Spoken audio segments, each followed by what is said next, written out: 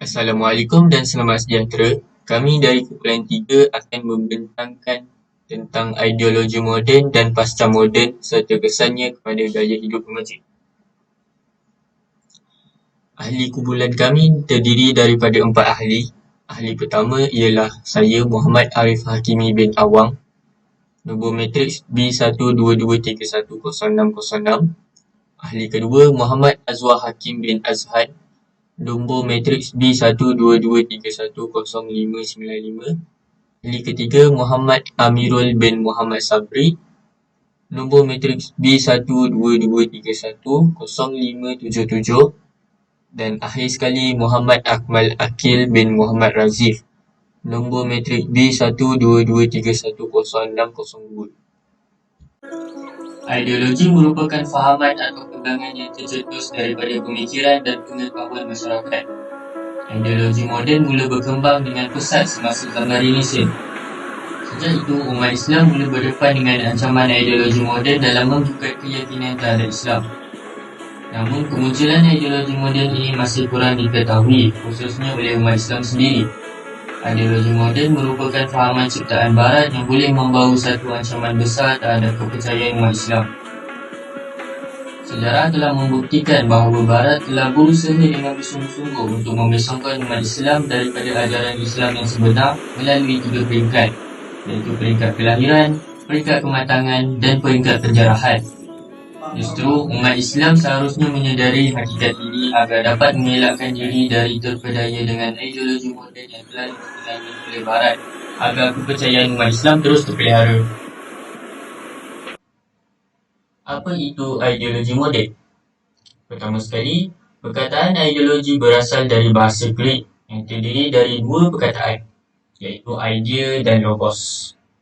Dipetik dari buku Encyclopedia Britannica pada 2010 pula mendefinisikan bahawa ideologi sebagai salah satu item yang membentuk keperluan mental dan jasmani individu sesebuah masyarakat serta meliputi permasalahan politik, sosial, ekonomi dan perkara yang bersangkut paut dengan sejarah dan sosiografi manusia. Kelahiran ideologi moden ini sangat berkait rapat dengan zaman Renaissance selepas sekian lama Eropah berada dalam zaman kegelapan yang dikenali sebagai Dark Age. Serangan ideologi moden ini melanda pemikiran umat Islam di kebanyakan negara Islam setelah berakhirnya fasa penjajahan Barat di dunia Islam. Hasil daripada penjajahan Barat dalam dunia Islam telah melahirkan pelbagai fahaman terbuka yang bertentangan dengan nilai-nilai Islam yang luhur dan murni seperti sekularisme, liberalisme, materialistik dan feminisme yang menafikan kewujudan sistem Islam dalam mengatur kehidupan ummah. Serangan pemikiran dan ideologi moden oleh Barat terhadap umat Islam sebenarnya sudah lama berlangsung. Dan apa pula pasca modernisme? Menurut Dewan Bahasa dan Pustaka, perkataan pasca bermaksud sesudah ataupun selepas.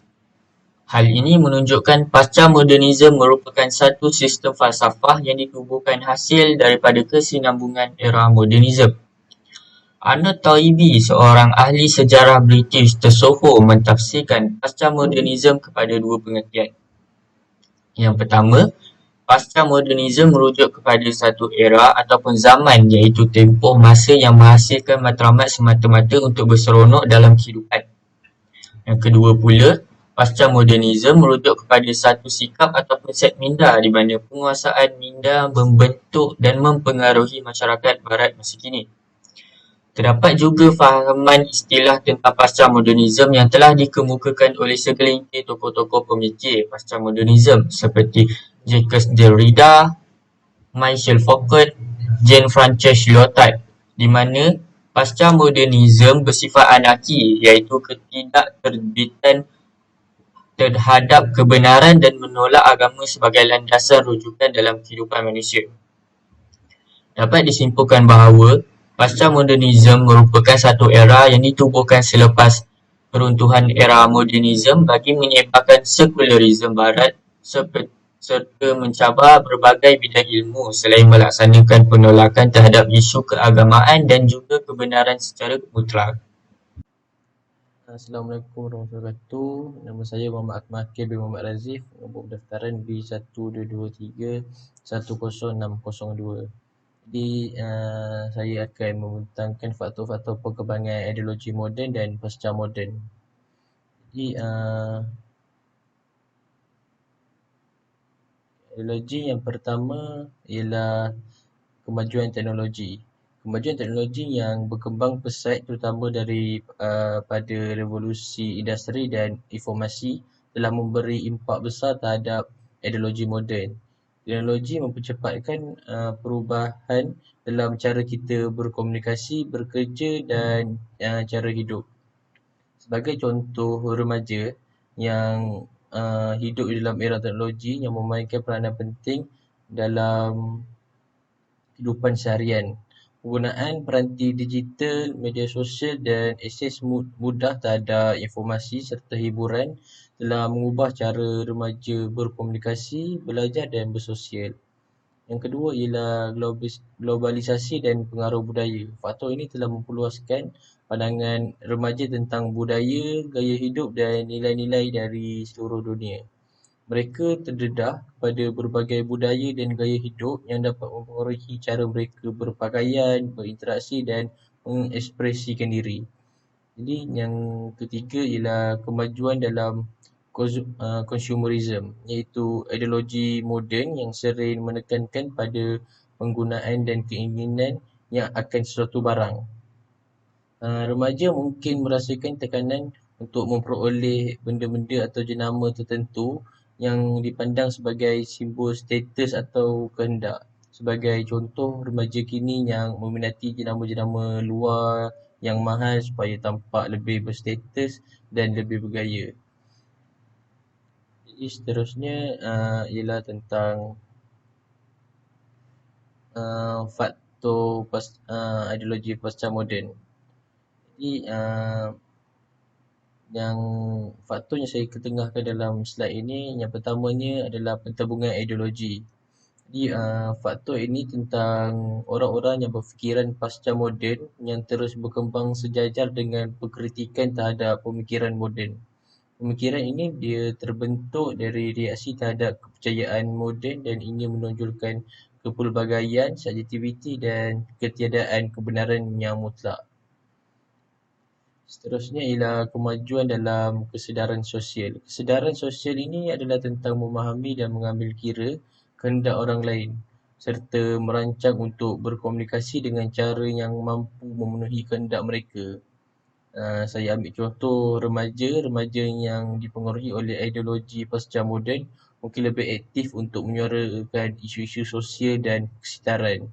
Serta terlibat dalam aktivis-aktivis ataupun gerakan yang memperjuangkan nilai-nilai tertentu seperti kesaksamaan, keadilan dan juga memperjuangkan hak-hak orang lain.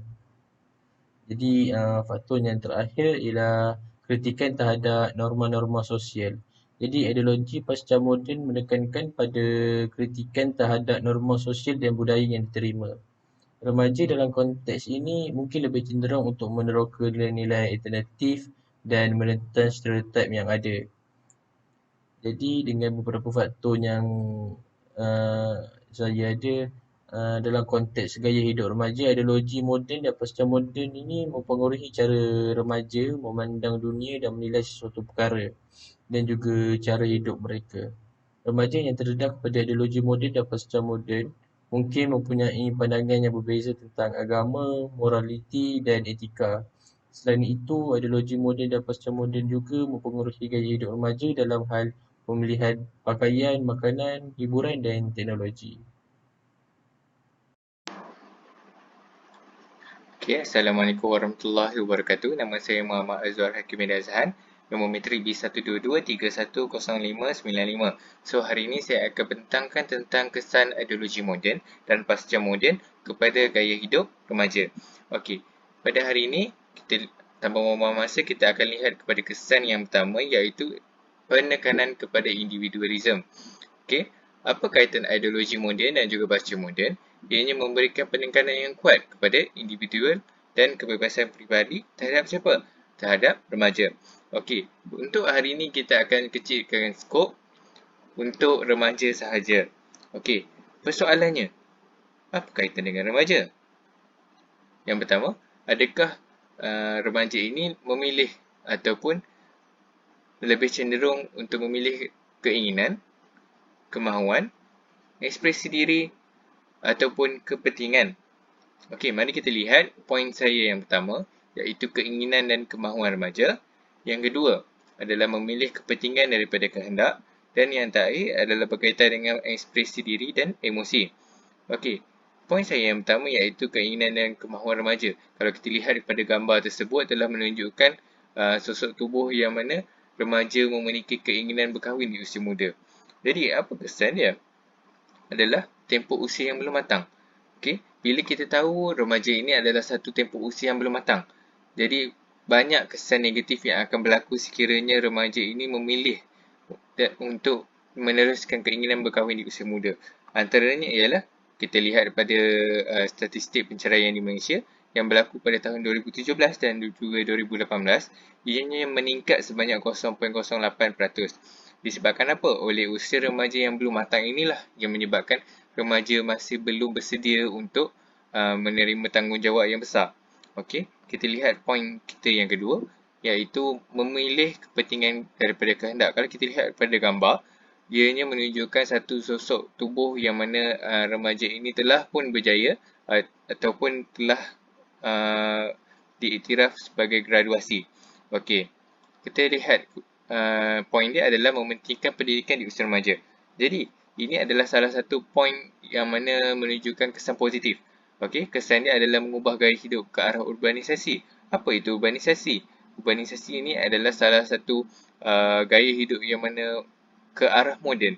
Okey, kalau kita lihat dia seiring dengan perkembangan teknologi.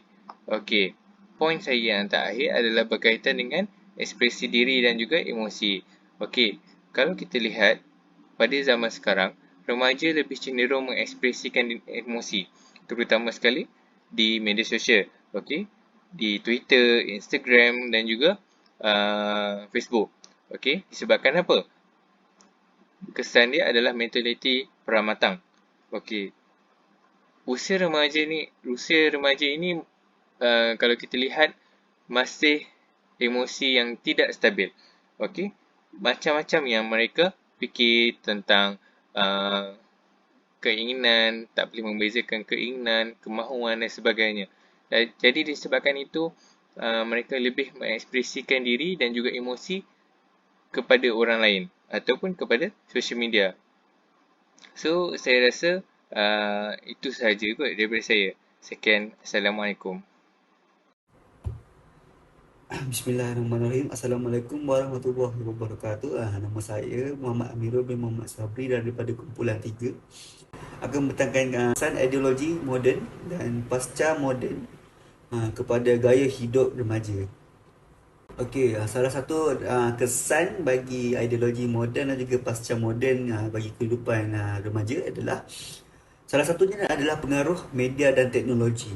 Kenapa saya berkata begitu adalah kedua-dua ideologi moden dan pasca moden telah membawa kepada pencambahan media dan teknologi yang banyak mempengaruhi gaya hidup remaja. Media sosial adalah saluran komunikasi yang menyampaikan maklumat dalam bentuk tulisan, gambar, videografi kepada orang ramai dalam masa yang cepat. Ia merupakan medium komunikasi pilihan masyarakat pada abad ini sehingga kan menjadi keutamaan bagi hidup masyarakat, terutamanya remaja. Malahan ia menjadikan media sosial sebagai kerjaya mereka untuk mendapatkan wang saat kehidupan seperti penseliman secara langsung. Jadi kesan dia adalah baik kepada remaja zaman sekarang untuk menggunakannya sebaik mungkin untuk menjanakan wang ataupun untuk menyampaikan info-info yang bermanfaat kepada masyarakat. Media dan teknologi ini juga mempunyai kesan-kesan yang baik. Contohnya macam meningkatkan kemahiran teknologi, pengetahuan mereka mengenali teknologi zaman sekarang dan zaman-zaman akan datang, dan juga menambahkan ilmu pengetahuan mereka, terutamanya remaja, dengan menggunakan media sosial Dan baik dalam kelebihan dia, ada juga kekurangan dia. Contohnya media dan teknologi ni, kekurangannya adalah remaja ataupun pengguna akan mudah untuk terpengaruh dengan anasir-anasir di luar sana yang menggunakannya untuk ke arah yang negatif. Dan juga media ni boleh digunakan untuk membuat sesuatu yang buruk, seperti menyampaikan kata-kata yang negatif kepada masyarakat yang lain. Jadi bagi saya dia ada baiknya dan ada juga buruknya. Baik, itu adalah kesan-kesan yang saya boleh berikan antara poinnya. Okey, sekarang saya akan simpulkan apa yang kami telah bentangkan. Baik, adalah penting untuk kita mengambil perhatian bahawa kesan ideologi dan juga adalah penting untuk mengambil perhatian bahawa kesan ideologi dan pasca moden ini ke atas gaya hidup remaja boleh berbeza-beza daripada individu ke individu. Faktor-faktor seperti nilai peribadi, pengaruh keluarga dan juga rakan sebaya juga memainkan peranan untuk membentuk pilihan gaya hidup remaja. Jadi bagi saya mempunyai banyak kesan-kesan dan juga faktor-faktor yang menyebabkan berlakunya ideologi-ideologi moden pada gaya hidup remaja. Itu sahaja daripada kami. Terima kasih.